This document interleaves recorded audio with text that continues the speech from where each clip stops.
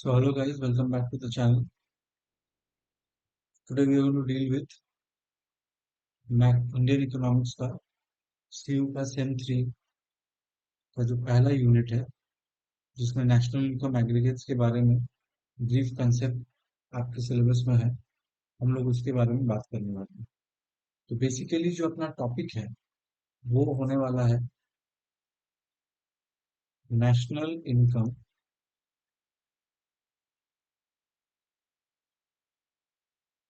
And aggregates.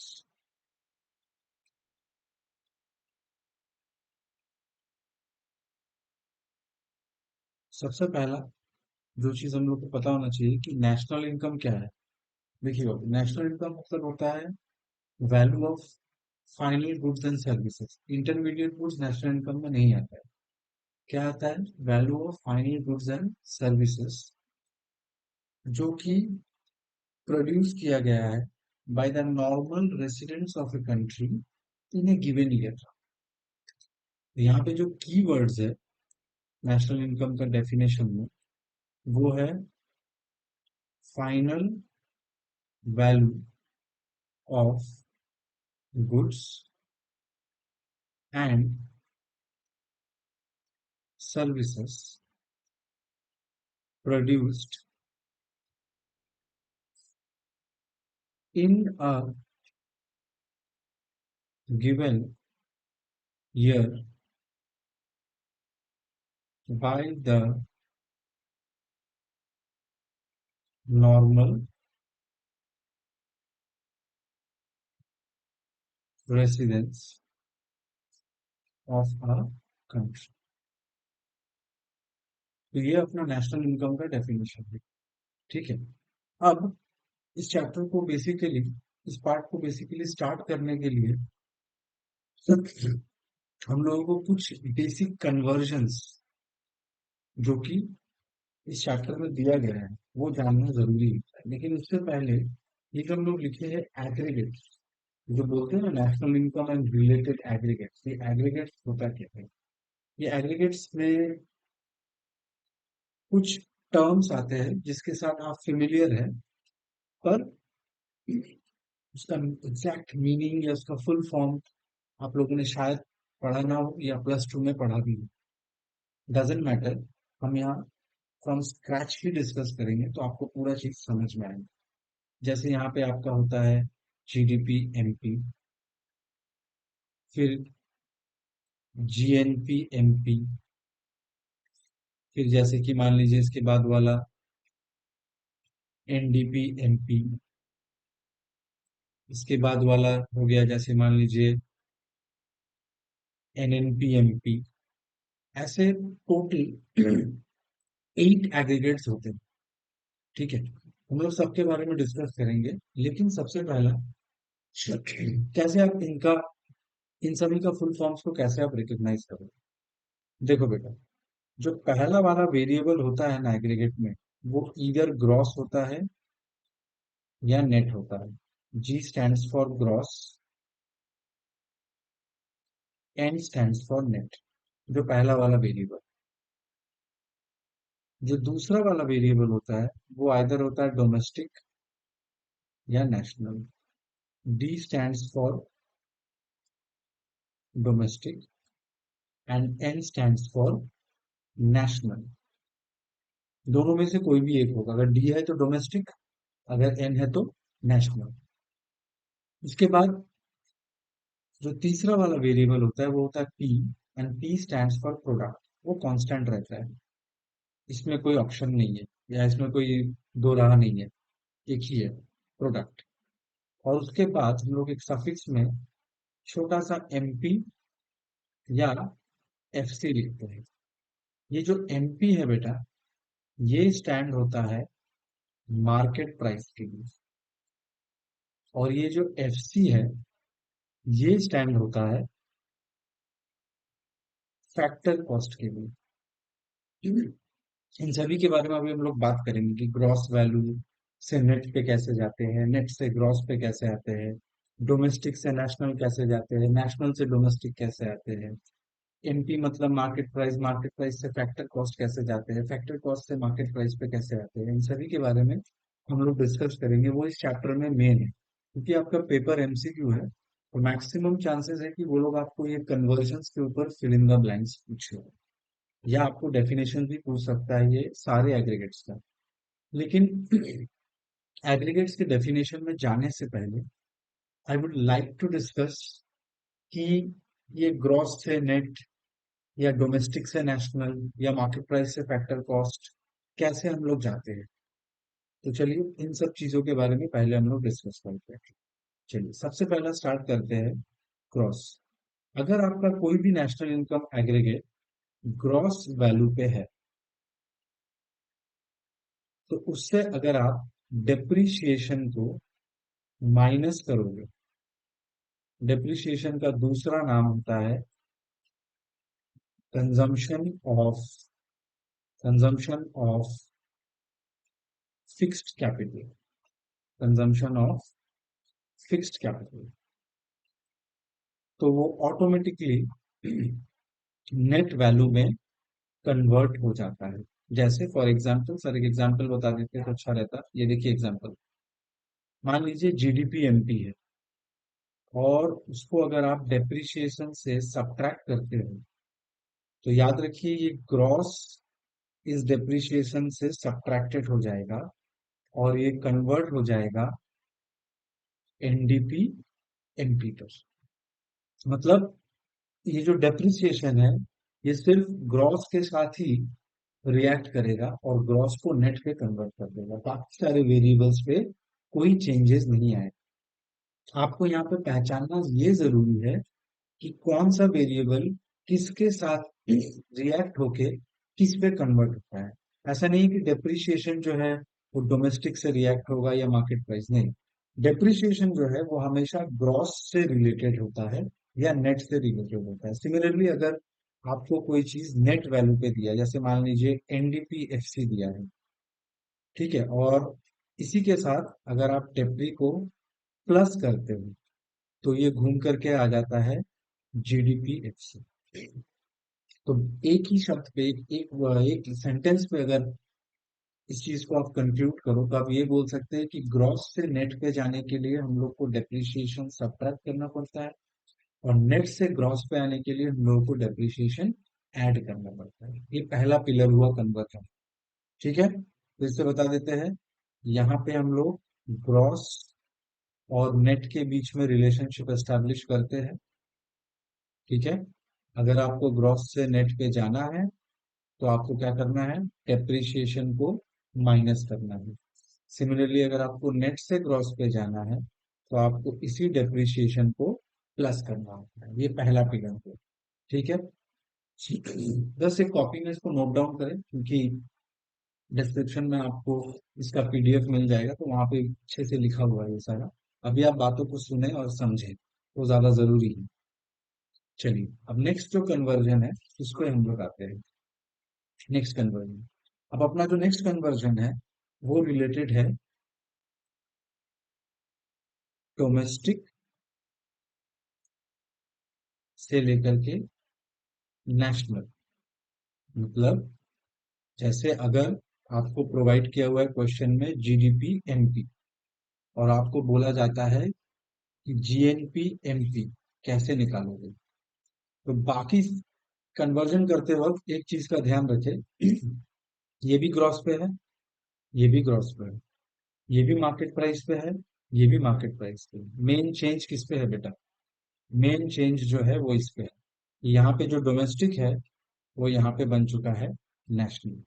तो ये conversion कैसे पॉसिबल है, तो इसको करने का सिंपल तरीका ये है, अगर कोई चीज डोमेस्टिक वैल्यू पे है, उसके साथ अगर हम लोग एनएफआईए ऐड करें, एनएफआईए शॉर्ट फॉर्म है, फुल फॉर्म होता है net factor income from abroad, ठीक है। तो वो चीज ऑटोमेटिकली, वो वेरिएबल, वो नेशनल इनकम का एग्रीगेट ऑटोमेटिकली नेशनल में कन्वर्ट हो जाता है। तो यहाँ पे लिंकिंग ब्रिज जो है दोनों के बीच में, वो है net factor income from abroad. मतलब जब भी आप डोमेस्टिक और नेशनल दोनों को लेकर के चलते हैं, इन लोगों का लिंकिंग ब्रिज होता है net factor income from abroad. तो इन लोगों के बीच में जो ब्रिज होता है वो होता है net factor income from abroad. अब ये net factor income from abroad जो है, ये बहुत ही आपको ध्यान से याद रखना जरूरी है, ताकि आप दूसरे किसी एग्रीगेट के साथ इसको रिलेट ना करते,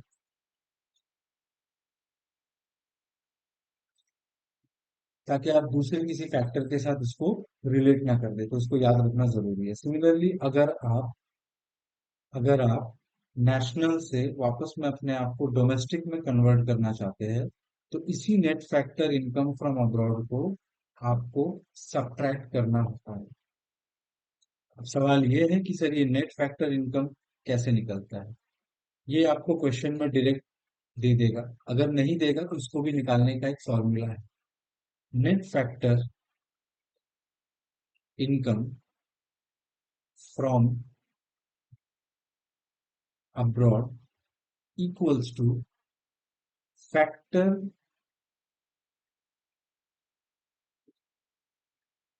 income received from abroad minus factor income paid to abroad. मतलब विदेश से क्या कमाया, ठीक है, और विदेश को क्या पेमेंट किया। हम लोग तो सिर्फ अर्न नहीं करते, कुछ पे भी करते हैं। एग्जाम्पल पकड़िए इम्पोर्ट एक्सपोर्ट का।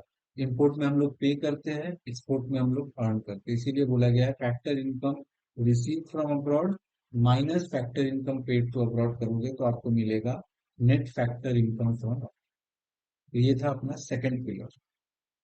अब आते हैं थर्ड और आखिरी पिलर पे।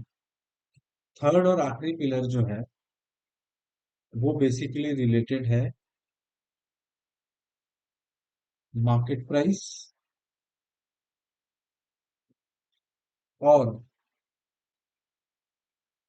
फैक्टर कॉस्ट के साथ। अगर आप मार्केट प्राइस, अगर आपको एग्रीगेट जो है नेशनल इनकम एग्रीगेट जो है, मान लीजिए आपको दिया हुआ है जीडीपी एमपी, और आपको बोला जाता है कि इसको फैक्टर कॉस्ट में कन्वर्ट करिए, मतलब जीडीपी एफसी, तो आप कैसे कन्वर्ट करोगे? एकदम इजी है इसको कन्वर्ट करना। आप देखिए ये एमपी है, ये एफसी है, बाकी सारे एग्रीगेट्स, बाकी सारा वेरिएबल ग्रॉस ग्रॉस है, डोमेस्टिक डोमेस्टिक है, बस चेंज क्या है, मार्केट प्राइस को हम लोग को फैक्टर कॉस्ट में कन्वर्ट करना है। तो सिंपल चीज है, आपको इसमें से net indirect tax, net indirect tax को सब्ट्रैक्ट करना है। अगर आप मार्केट प्राइस से नेट इनडायरेक्ट टैक्स सब्ट्रैक्ट करते हैं तो वो ऑटोमेटिकली फैक्टर कॉस्ट पे कन्वर्ट हो जाता है। सिमिलरली अगर आपको फैक्टर कॉस्ट से वापस से मार्केट प्राइस पे जाना है, तो सिंपली आपको क्या करना पड़ेगा बाबू, आपको इसी एनआईटी को जो आप सब्ट्रैक्ट किए थे अब इसको प्लस कर दीजिए। तो बॉटम लाइन ये निकल करके आता है कि मार्केट प्राइस और फैक्टर कॉस्ट के बीच में जो लिंकिंग ब्रिज है, जो लिंकिंग पॉइंट है, वो है net indirect tax, in short NIT, example GST. ठीक है। सिमिलरली अगर आपको फैक्टर कॉस्ट से मार्केट प्राइस पे जाना है तो इसी टैक्स को लेस ऐड करिए, और मार्केट प्राइस से फैक्टर कॉस्ट पे आना है तो इसी टैक्स को आपको माइनस करना है। अब ये नेट इनडायरेक्ट टैक्स जो होता है वो भी आपको समटाइम्स क्वेश्चन में डायरेक्टली प्रोवाइड नहीं किया हुआ रहता है।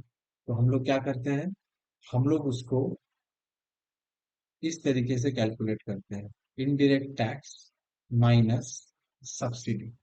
सब्सिडी पता है ना, क्लास टेन और +2 लेवल में भी हम लोग पढ़े थे। सब्सिडी को नेगेटिव टैक्सेशन बोला जाता है। सब्सिडी गवर्नमेंट प्रोवाइड करता है इकोनॉमी में, जैसे हम लोगों को गैस में सब्सिडी मिलता है ना, वैसे हम लोग पूरा पे करते हैं। ठीक है, उसके बाद जो सब्सिडी होता है वो अपने बैंक अकाउंट पे आ जाता है। वैसे गवर्नमेंट बहुत सारी चीजों में सब्सिडी देता है, जैसे फार्मर्स लोग को फर्टिलाइजर सीड्स वगैरह में भी सब्सिडी दिया जाता है। सब्सिडी को हम लोग नेगेटिव टैक्सेशन बोलते हैं। तो ये बेसिकली बेटा जी ये तीन पिलर होता है, ये तीन आपको याद रखना है। तो आपको इस चैप्टर से आने वाला सारा फिल इन द ब्लैंक्स आप आराम से और इजीली सॉल्व कर सकते हैं। फिर से एक बार रिपीट कर देते हैं। ग्रॉस से नेट पे जाने के लिए लिंकिंग ब्रिज है डेप्री। ग्रॉस और नेट के बीच का लिंकिंग ब्रिज है डेप्री। डोमेस्टिक और नेशनल के बीच लिंकिंग ब्रिज है net factor income from abroad. और मार्केट प्राइस और फैक्टर कॉस्ट के बीच का जो लिंकिंग ब्रिज है वो है नेट इनडायरेक्ट। और नेट इनडायरेक्ट टैक्स निकालने का फॉर्मूला भी है indirect tax minus subsidy. NFI ये डायरेक्ट नहीं दिया होगा तो उसका भी फॉर्मूला है factor income receive from abroad minus factor income paid to abroad. तो ये सारा कन्वर्जन जैसे आपको पता चल गया, अब आप आराम से कोई भी फिल इन द ब्लैंक अगर आपको देगा कन्वर्जन बेसिस पे आप उसको अटेंड कर सकते हो। हम कुछ एग्जांपल्स डिस्कस करने ही वाले हैं इस वीडियो में, लेकिन उससे पहले एक छोटा सा और चीज डिस्कस करना चाहते हैं। ये जितना भी एग्रीगेट्स होता है ना बाबू, इसका अपना एक डेफिनेशन होता है, अपना एक मीनिंग होता है। तो वो मीनिंग भी पता होना जरूरी है कि कैसा हो सकता है एग्जाम में कि आपको बहुत सारा एग्रीगेट्स दे दे और ऊपर में उसका मीनिंग रिवील कर दे और पूछे कि बताओ ये कौन सा एग्रीगेट से रिलेटेड। तो बहुत बच्चे इस पे कंफ्यूज होते हैं, इसको लर्न करके अपना वक्त बर्बाद करते हैं। लेकिन आप लोगों को लर्न नहीं करना है after seeing this video, because हम कुछ ट्रिक्स बताएंगे जिससे आपको इजीली ये चीज लर्न हो जाएगा। जैसे फॉर एग्जांपल, सबसे पहला जो एग्रीगेट जिसके बारे में हम बात करेंगे, सबसे पहला एग्रीगेट हो गया मान लीजिए GDP MP। ठीक है, इसका फुल फॉर्म क्या हो गया बाबू? इसका फुल फॉर्म हो गया gross domestic product at market price. ये इसका फुल फॉर्म है। ठीक है, अब देखिए इसका डेफिनेशन कैसे बनेगा। एक चीज तो बाबू दिमाग में क्लियरली घुसा लीजिए कि चाहे नेशनल इनकम हो या डोमेस्टिक इनकम, हम लोग हमेशा final value of goods and services he include करते हैं कैलकुलेशन में। इंटरमीडिएट गुड्स जो कि प्रोडक्शन बाउंड्री अभी तक क्रॉस नहीं किया है, उन लोगों को नेशनल इनकम में जगह नहीं मिलता है। सिमिलरली डोमेस्टिक इनकम में भी जगह नहीं मिलती। तो देखिए एकदम इजीली कैसे आप इस डेफिनेशन को लर्न कर सकते हैं। तो देखिए सामने जी लिखा है। जी मतलब होता है ग्रॉस, हम पहले आपको बता चुके हैं, तो आप स्टार्टिंग ऐसे कर सकते हैं। It refers to gross. ठीक है, जी फॉर ग्रॉस। एंडिंग में देखिए मार्केट प्राइस है तो आप ऐसे लिखो it refers to gross market price. उसके बाद हम अभी आपको क्या बताएं कि डोमेस्टिक हो या नेशनल हो, हमेशा final value of goods and service लिखा जाता है। तो आप वही लाइन यहाँ अटैच करिए। It refers to cross market price of all final goods and services. Goods and services, वापस से पेन चेंज करेंगे क्योंकि इस डेफिनेशन का तीन सेक्शन होता है। पहले में जी था तो आपने ग्रॉस यूज किया, लास्ट में मार्केट प्राइस के लिए मार्केट प्राइस यूज किया, उसके बाद final goods and services use किया। अब बीच में देखिए डोमेस्टिक है। जब भी डोमेस्टिक होगा तो अभी जो हम लाइन लिखे हैं आप वही लाइन लिखिएगा। It refers to gross market price of all final goods and services produced produced within the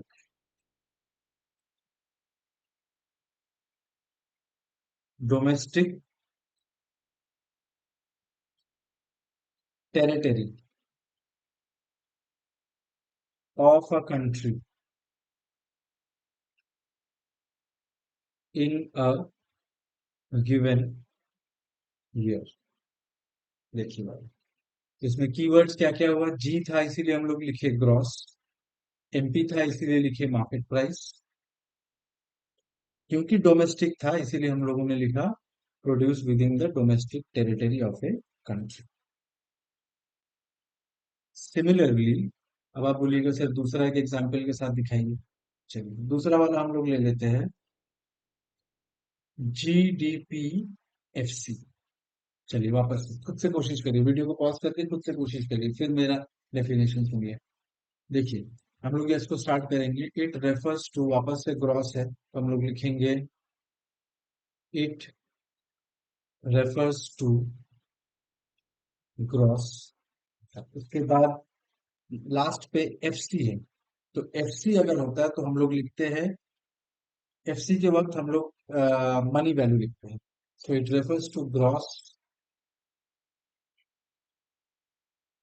money value of all final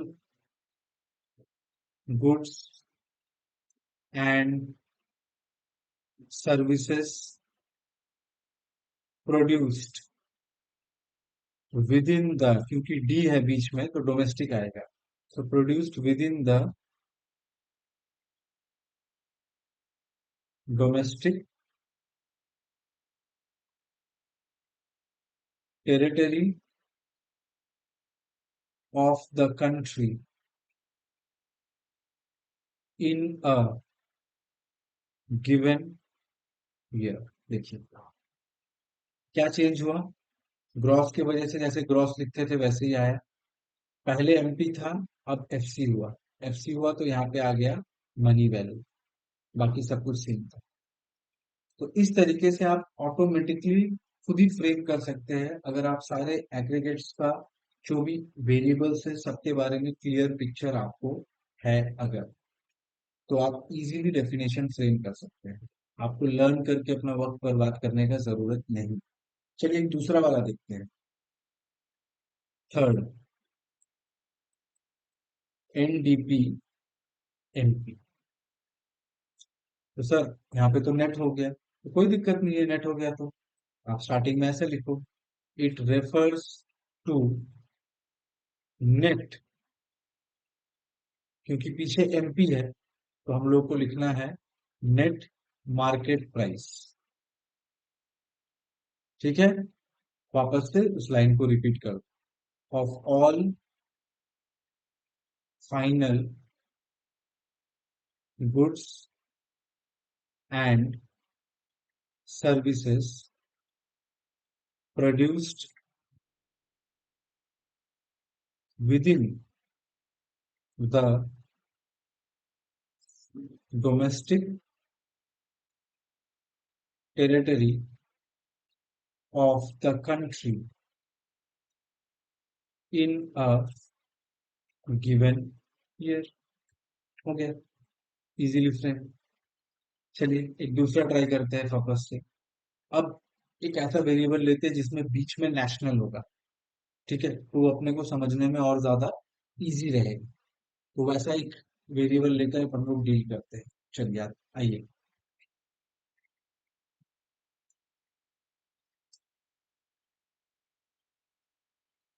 मान लेते हैं हम लोगों को क्वेश्चन में प्रोवाइडेड है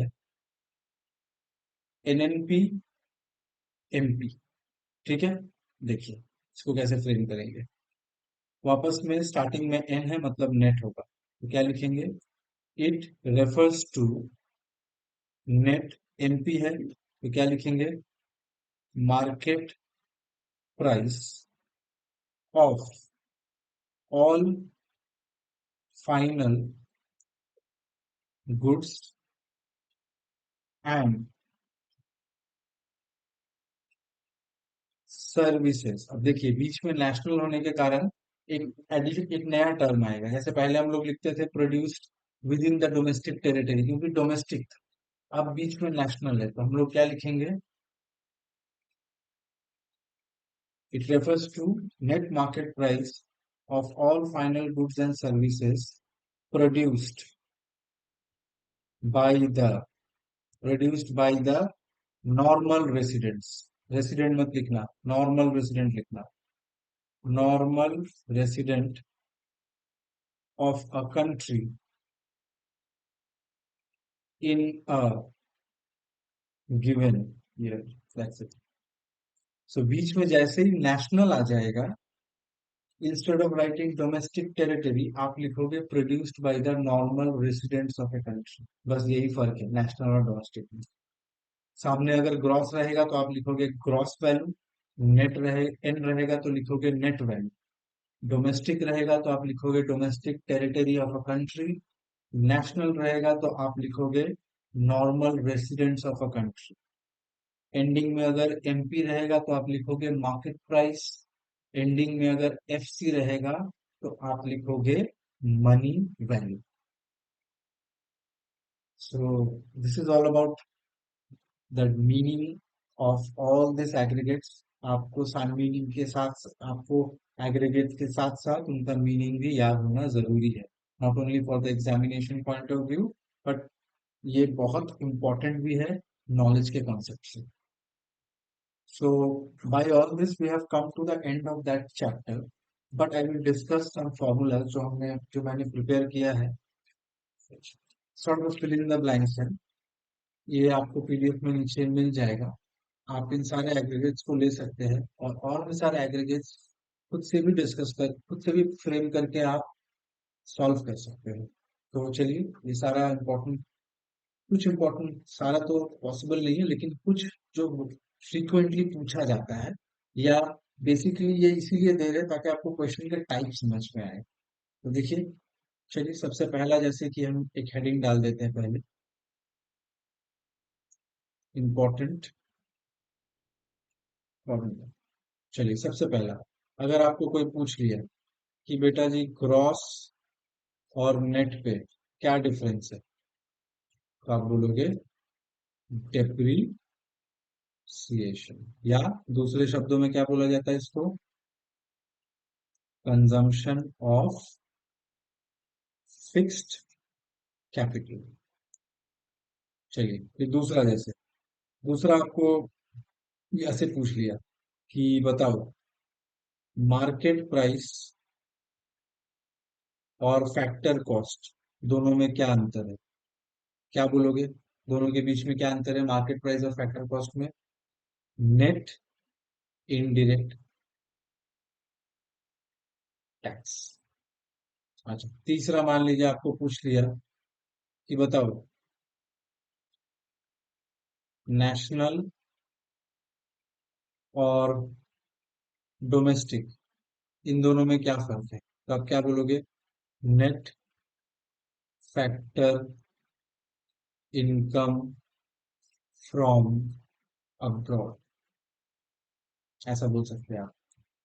चलिए उसके बाद दूसरा मान लीजिए ऐसे आपको दे दिया, अब एग्रीगेट्स के साथ आपको पूछेगा। मान लीजिए आपको बोला जीडीपी, एमपी में आप बैठे हैं, आपको कन्वर्ट होना है जीडीपी एफसी पे, तो आप क्या बोलोगे? तो सर हम इसमें से नेट इनडायरेक्ट टैक्स सब्ट्रैक्ट कर देंगे। ठीक है, अब इसको थोड़ा सा बड़ा बनाते हैं। जैसे मान लीजिए अगर आपको क्वेश्चन में पूछा कि आप एनडीपी एफसी पे है और आप अपने को कन्वर्ट करो एनएनपी एनपी पे, तो क्या बोलोगे? देखो ध्यान से, शुरुआत में यहाँ पे नेट है और यहाँ पे भी नेट है, तो यहाँ पे कोई कन्वर्जन नहीं।